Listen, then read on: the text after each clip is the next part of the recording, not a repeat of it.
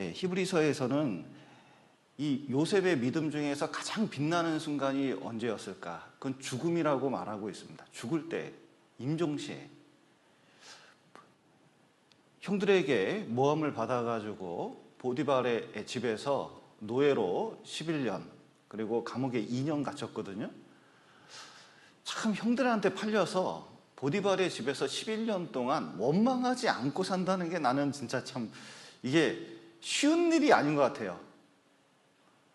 근데 주인이 보기에도 이 애는 너무 일을 열심히 하고 하나님을 공경하는 게 너무 드러났습니다. 그러니까 원망보다는 하나님을 위해서 일을 하고 있다는 게 너무 분명하고 성실했기 때문에 집안 모든 일을 맡겨도 될 만한 사람이라고 인정을 받았거든요. 그러니까 원망에 파묻혀서 사지 않았다는 것을 보여주고 그럼 믿음이 드러난 겁니다. 중요한 건 흉년시에 형들이 찾아왔는데 자 20년 만에 만난 형들, 자 20년 지나면 세월이 지나면 마음에 있는 그 원수 미운 마음 사라집니까? 만나면 불컥 더 나옵니까? 게다가 내가 더 힘이 있어요. 지금 당장 잡아서 죽일 수도 있어요. 그러면은 그 미운 마음 나오겠습니까? 안 나오겠습니까? 근데 진즉에 용서했어요. 그런데 히브리서에서는 그 많은 그 믿음의 모습들이 있지만 죽을 때의 요셉의 모습을 정말로 요셉의 믿음이 잘 드러났다고 말씀을 하고 있어요. 특히 임종시에 그랬는데 여러분 구원받은 사람이 좀 잘못 생각하고 있을 수 있습니다. 죽는 것도 믿음으로 죽으려면 믿음으로 살아야 믿음으로 죽을 수 있는 거예요. 그러니까 자기 안에 믿음이 없으면 믿음의 말을 하기가 굉장히 어렵습니다. 저는 이제 그 교회 내에서 믿음으로 이렇게 이제 자기 임종을 맞이하려고 하는 분들을 종종 보게 됩니다. 교사 한 분이 있는데 이 교사 한 분이 이제 임종이 점점 가까이 와요. 그럼 어찌할꼬? 건물도 있고 재산도 있고 뭐 여러 가지 좀 있는데 자식들도 있고. 그러면 여러분 이 어르신들의 고민 중에 하나가 이 재산을 어떻게 할꼬 가요. 자식들한테 어떻게 할꼬 이런 게 이제 고민이 커요. 그러면 이 재산을 나눌 때 이거 교회에다가 복음을 위해서 헌신하겠다 이 생각 갖는다는 것은 이거 믿음입니까? 믿음이 아닙니까? 보통 믿음이 아니죠. 근데 이분이 딱 보니까 자식들한테 다가갔어요. 근데 아직 자식들은 구원을 못 받았거든요. 근데 내가 사는 이 고향에 내가 아니면 누가 교회를 세우겠냐.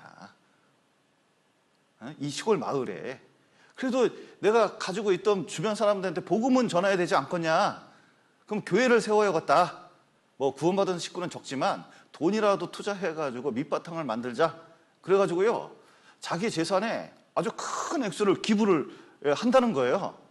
그래서 기부할 때 변호사 사서 자기 얼마는 자식들이 이제 시비 못 걸게 법적으로 딱 해놓고 교회 찾아와서 공증을 딱 한 거예요. 이만큼 주겠다고. 그러니까 그거 가지고 총회하고 의논하고 모든 절차 끝내고 이제 재산이 있으니까 자립을 할 수가 있잖아요. 건물이 있으니까 자립을 할 수가 있잖아요. 그러니까 그 주변 교회에서 힘을 모아서 교회를 세워줘가지고 전도인 가서 쭉 전도하니까 전도가 돼요. 그러니까 숫자가 늘어나는 거예요. 그리고 돌아가셨거든요. 그 돌아가실 때 그 영광은 이루 말할 수가 없습니다. 그러니까 교회 내에서 그런 분들이 많이 계셔서 우리 교회가 지금까지 이렇게 세워지고 있다는 게 사실이에요. 그런데 불행한 죽음도 봅니다. 그리스도인인데 그 구역회비도 잘 못 내셔요. 그리고 이제 암에 걸리셨고 그리고 이제 좀 암을 이겨나가면서 살았고 의지도 분명히 했기 때문에 제가 보기에는 좀 사실 것 같아요. 그래서 구원받은 지 한 3년 정도 되셨다는데 그래도 이제 교회 내에서 적응을 해가지고 열심히 살아가셨거든요. 그리고 누구 이제 전도하겠다고 막 하시고 그러셨어요. 그래서 이제 회비도 못 내시고 삶도 이제 퍽퍽하니까 참 안타깝다 이렇게 생각을 했습니다. 근데 장례식 때 깜짝 놀랐어요. 돌아가신 다음에 깜짝 놀랐어요.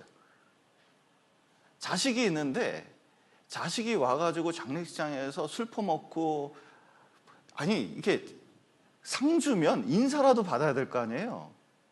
그래서 이제 장례식장 전도도 할 수 있을 것 같아서 이제 얘기를 걸어보는데 친구들하고 술 먹고 아무것도 안 해요. 근데 놀라운 것은 이 형제님이 재산이 엄청 많았더라고요. 보니까 땅이 엄청 부자예요. 땅 부자예요. 근데 회비도 하나도 안 내고 그냥 교회에서 그냥 그렇게 신앙생활만 했던 거예요. 그런데 그 망나니 자식한테 큰 재산이 가고 복음을 위해서는 쓸 수 없고, 그 망나니 자식을 진짜 이 장례식장에서 보니까 야, 이 친구가 이 돈을 어떻게 쓸지 너무 분명해지더라고요. 근데 그때 그 형제님의 믿음을 다시 한번 보게 됐어요. 정말 하나님을 생각하고 교회를 생각하고 그렇다면 과연 그렇게 할 수 있을까? 세상에서는 큰 부자들, 성령 같은 사람들, 빌 게이츠 같은 사람들은 자기 죽으면 유산은 자식들에게 얼마만큼만 딱 정해주고 나머지 재산은 다 사회에 헌원하거든요. 심지어 그런 사람도 있는데 구원받은 사람이 자기 유산에 대해서 그리고 자기 인생 정리할 때 하나님께 투자를 하지 않는다면 과연 그게 믿음이 있는 것인가는 정말 고민해보게 되는 것 중에 하나예요. 우리나라는 유교 문화라 그걸 다 자식들에게 주는 문화가 있는데, 이 서양에서는 이 재산이 있으면 교회에 헌금하는 것이 많이 있습니다. 한국 교회가 세워진 이유도 미국에서 그런 돈이 많이 나왔기 때문에 그런 것입니다.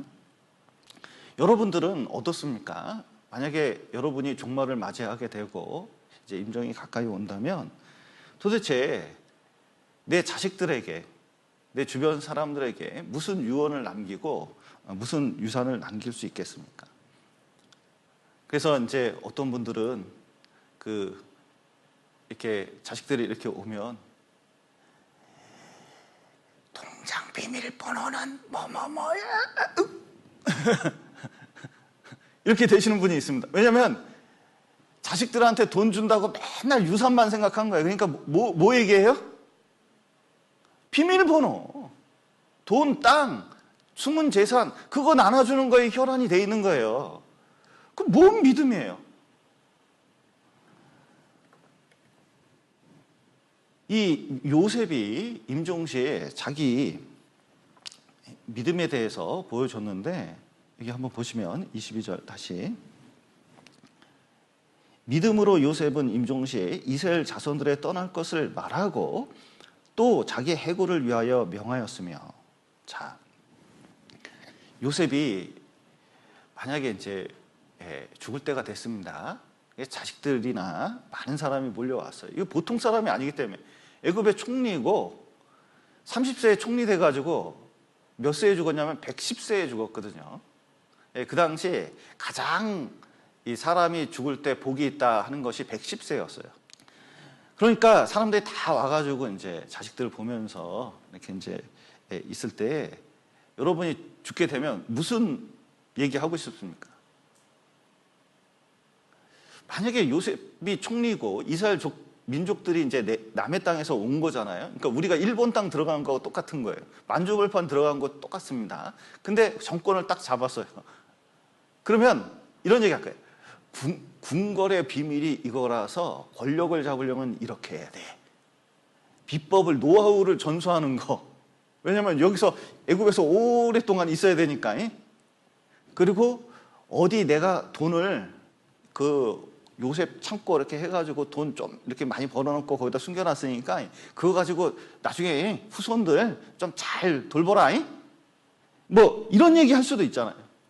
그리고 행복하게 사는 법 뭐 등등, 이집트에서 어떻게 하면은 생존하면서 살 수 있는지 이런 거 얘기할 수도 있습니다.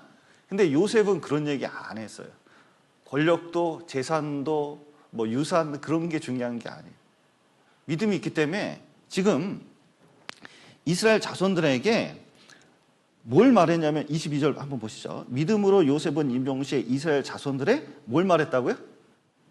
떠날 것을 말했어요. 떠날 것. 그리고 또 자기의 해골을 위하여 명하였으며 그랬는데 내 해골 좀 가지고 나중에 꼭 가나안 땅 갈 때 내 해골 들고 가라. 이렇게 이제 얘기를 하는 겁니다. 여기 요셉이 이제 자녀들을 불러놓고 이런 말, 그 형제들에게 이런 나는 죽으나 이렇게 말했거든요. 참 이 말이 참 저한테는 참 마음이 참 너무 좋았습니다. 나는 죽으나. 여러분, 이 죽음에 대해서 얘기하기가 쉽지가 않거든요. 그리고 나는 죽으나 이렇게 할 때 이 마음이 아주 담담하고 평온하다는 것을 이 마음속에서 좀 느낄 수가 있었어요. 그리고 이 죽음에 대해서 당당히 담담하게 받아들이고, 그리고 이거 큰일이 아닌 것처럼 이렇게 볼 수가 있습니다. 사람들은 죽음을 굉장히 불편하게 생각합니다. 특히 이 시대에. 죽음이란 단어가 나오고 누구 죽음 얘기하면요, 금방 화제를 돌려요. 그런데 그때 생각이 났습니다. 사람은 이 태양을 오랫동안 못 보듯이 죽음에 대해서 깊이 생각할 수도 없고 그냥 무조건 회피하려고 하는 생각이 있구나. 그래서 자기 죽음에 대해서 깊이 생각하지 않아요. 그런데 죽음이 막상 코앞에 닥치면 허둥댑니다. 당황해요. 내가 왜? 갑자기? 준비가 안 되는데? 정조영 회장님 보십시오. 건장하게 사셨어요. 그리고 튼튼하셨습니다. 재산도 있었어요. 소 끌고 북한까지 가신 분입니다. 근데 말년이 됐습니다. 말년이 되니까 정신이 온전치 못해. 그러니까 자식들이 그거 이용해서 뭐 재산이 내 거니 네 거니 막 난리를 쳤잖아요. 그런데 이분이 뭐라 그랬냐면 내 생명 10년만 더 살게 해주면 자기 재산 절반도 주겠다. 그러니까 자기 인생 돈 바쳤는데 나중에 돈으로 해결할 수가 없는 거야, 이 죽음의 문제는. 그러니까 근데 다 준비됐는데 뭐만 준비가 안 됐어요? 자기 죽음에 대한 죽을 준비가 안 되는 거예요. 마무리가 안 돼요. 자기한테 그렇게 올지 몰랐죠. 모두 죽음에 대해서 준비가 되지 않아서 그렇습니다. 사람은 살아갈 때 죽음에 대해서 깊이 생각하지 않은 것은 영원히 영원하기 때문에 이상하게 자기 죽음에 대해서 잘 믿지를 않아요. 그러나 이 죽음이 딱 다가오면 이 인생의 문제에서 진짜 가치가 있고 이 죽음을 진짜 준비해야 되는 게 얼마나 중요한지 이게 깨닫게 됩니다. 근데 죽음이 늘 가까이 있고 이 죽음 앞에서 자기 인생을 돌아보는 건 너무 중요한 거예요. 그래서 죽음을 맞이하는 사람들 이제 보통 보면요, 이런 거 있습니다. 난 죽어! 이 샤르트르가 유명한 무신론자 중에 하나거든요. 근데 병원에서 죽은 얘기가 유명하잖아요. 난 죽어! 난 죽어! 나 어떻게 죽어! 난 준비가 안 됐어! 고함 지르다가 죽는 거예요. 그리고 두 번째 형은 왜 죽어? 그런 겁니다. 내가 왜 죽어? 내가 이렇게 열심히 살았는데 왜 내가 병 걸려서 죽어? 뭐 이런 형태예요. 그래서 마르크스는 병원에 있다가 간호사가 와가지고 유언을 남기시면 제가 적어서 전달해드리겠다고 그랬더니 시끄러워 나가! 이렇게 가셨대요. 마르크스의 죽음입니다. 무신론자의 죽음. 죽음을 준비할 수가 없어요. 하나님이 없으면 죽음을, 올바른 죽음 만들기가 힘들어요. 그리고 죽음이 딱 오면요, 아이고, 하나님부터 자기가 아는 모든 신을 불러가지고요, 내가 몇 년이라도 좀 살게 해달라고 애걸복걸해요. 돈 절반이라도 줄 테니까 어떻게 해서든 살게 해달라고. 어떤 경우는 절망해가지고요, 그냥 자포자기 하는 경우도 많이 있고. 그러나 그리스도인은 그럴 수 없어요. 그런데 그리스도인들은 이 죽음에 대해서 깊이 볼 필요가 있거든요. 왜냐하면 죽음을 생각할 때 진짜 가치 있는 게 뭔지를 알게 돼요. 준비된 그리스도인들은 마지막을 늘 생각하고 살게 돼요. 진짜 가치 있는 일에 지금 현재 투자하게 된다는 거.